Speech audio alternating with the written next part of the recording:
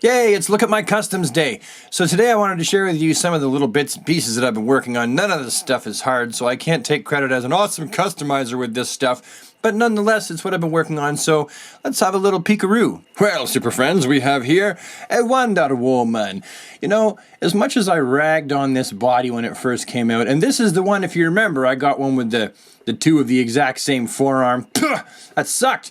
As much as I ragged on it, it's not a terrible body. I mean, the hips look a little bit too big compared to the waist. Got some Barbie doll stuff going on there. But I repainted all of the red on her a brighter red. But you can't tell because my camera decided to go dark on me. As I was saying, I painted all of the darker red a lighter red. I feel like this is a bit more of a comic accurate red in comparison to what she came like. It gave her a shield, not really much customizing going on there. I had the extra spear from my Mezco 1/12 Collective, and then obviously this face sculpt is from the Mezco 1/12 Collective movie Wonder Woman, and the cape is from the comic classic Wonder Woman Mezco 1/12.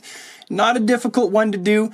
The hardest part was actually just painting her and making sure I didn't slop the red paint anywhere, but I think overall, I think you get a very cool looking movie/comic-esque Wonder Woman with this kind of a look. Now stand back there and Wonder Woman will look pretty. And next we have a Multiverse Kingdom Come Superman, and right now you're probably looking at it going, Brad, what did you do to this figure? It looks pretty factory vanilla to me.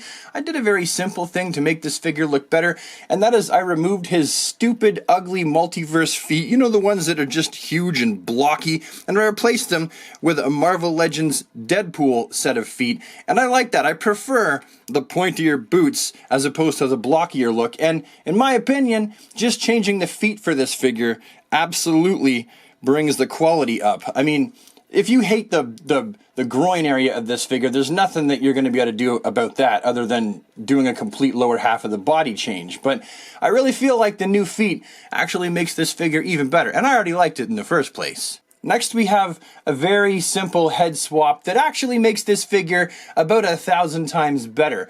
Why? Well, because the one that came on the body, if you remember from my review, I pointed out how her eyes are just stamped on wrong. They're just off to the side. And I challenge you to look at absolutely everybody's action figure review of Poison Ivy, and I promise you that every single one, the eyes will be stamped on just a little bit to the side, and I hated that.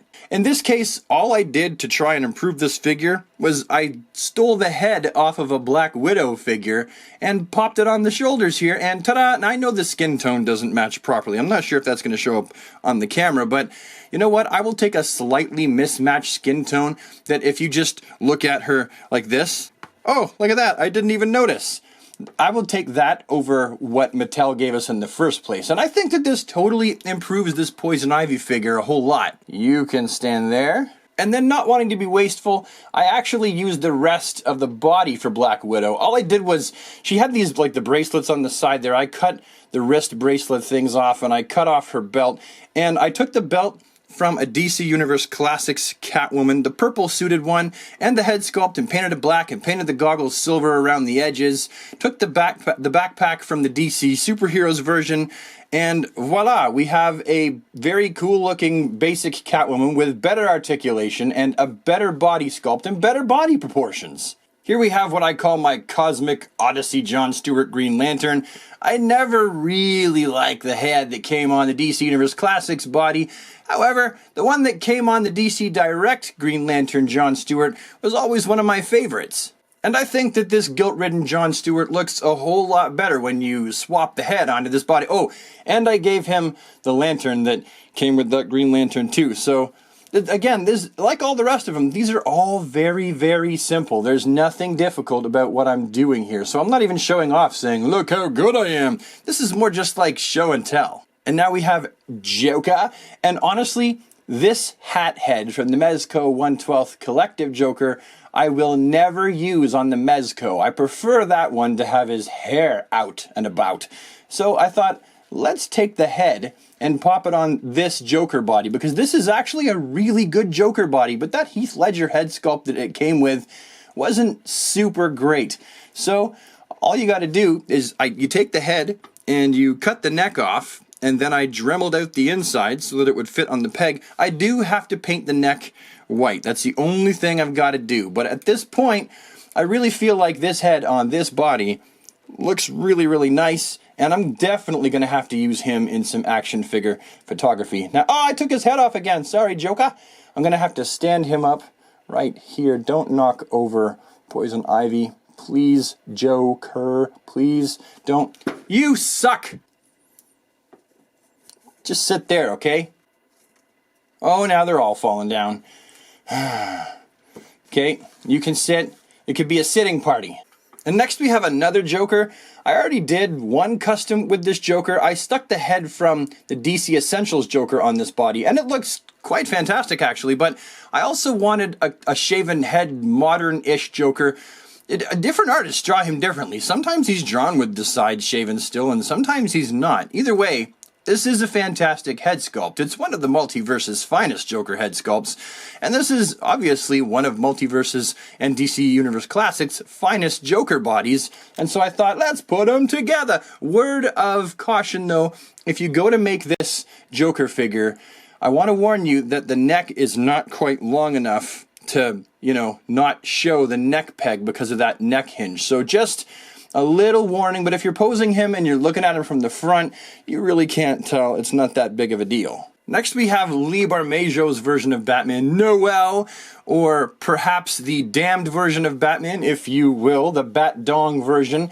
And all I did was simply go, you know, I hate the cape that came on him. It sucked, so I gave him a new one. This is an unused Mezco 1/12 Collective Batman cape, and I chose it because it's got that leathery look to it, and it seemed to match the figure a whole lot more. All you do is glue it to the underside of his cowl piece here, and then pop the head back on, and as soon as you can say, Bob's your uncle, Susan's your aunt, Batman's your grandpa, you have a Noel Lee Barmajo damned Batman custom with a cloth goods cape that, in my opinion, though not perfect, looks a lot better than previous. Let's put him right here in front of Kingdom Come Soups. Here we have a Robin. I'm not really sure how I feel about this Red Robin at this point. I love this face sculpt. I think that it's definitely one that I would have liked to see actually on this figure, just used again.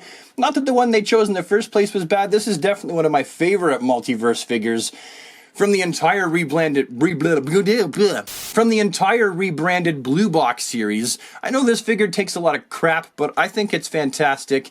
And the same thing, as I said, goes with the head sculpt. I think that it might be just a tad too small for the size of the body, so I'm not sure if I'm going to keep it there, but that's where I have it at this point. Ah, frig. Falling over left, right, and center. Joker apparently has fallen down drunk on his own Smilex gas. And then finally, I've got a custom I did of a Dark Knight Returns Batman. I like the look of all blue. I don't think we've seen enough of it, and I can't afford the all blue version from Mezco 1/12, so I'll never have it. So I thought, you know, let's make my own. I prefer a plastic goods body with a cloth goods cape anyway.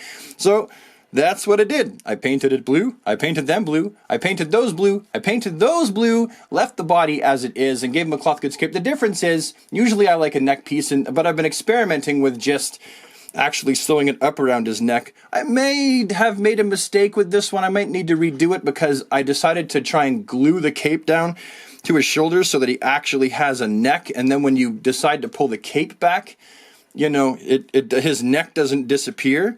But I'm not quite sure how I feel about it. I may do some more work on it. Let me know in the comment section what you think about this one. Should I make a second attempt and then maybe do a comparison, or just leave this one as is? And, oh, wait, nope, that's it. I'm looking around my desk. I thought I might have one more, but those are the only ones that I brought out, so those are the only ones that I'm sharing with you. I do have some cool stuff coming. I've got a male 1/12 big buff Fiken body coming that I am absolutely going to be making a custom with. I'm going to stick one of those head sculpts on it and give it a cloth goods Superman costume, and it will be the ultimate 1/12 Superman figure.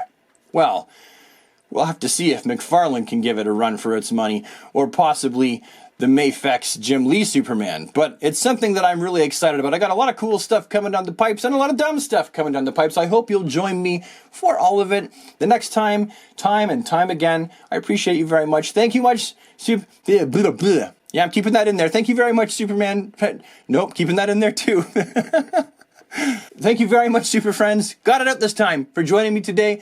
Means a lot to me. Have a DC day, everybody, and take care.